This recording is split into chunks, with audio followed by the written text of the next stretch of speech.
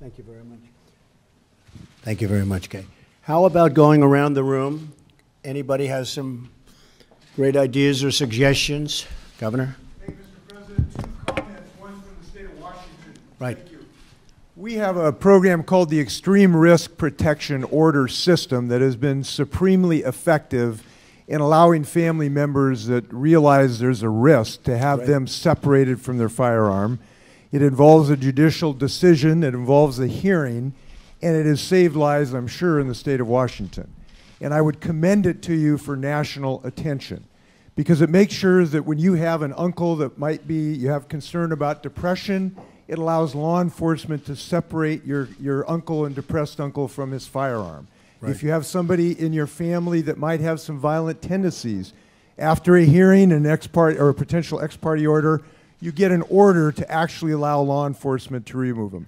It's been in operation for a year. It's been extremely successful. I would commend it to you. Second issue. Now, I know that you have suggested arming our teachers. And not your teachers. Arming a small portion that are very gun adept, that truly know how to handle. Because so I do feel, Governor, it's very important that gun-free zones, you have a gun-free zone, it's like an invitation for these very sick people to go there. I do think that there has to be some form of major retaliation if they're able to enter a school.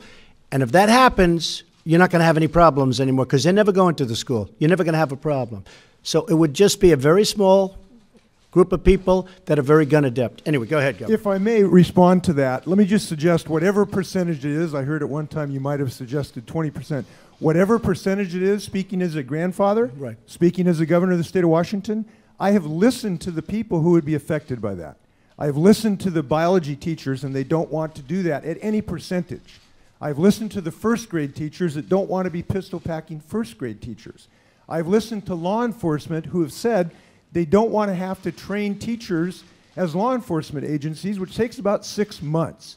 Now, I just think this is a circumstance where we need to listen, that educators should educate, and they should not be foisted upon this responsibility of packing heat in first grade classes.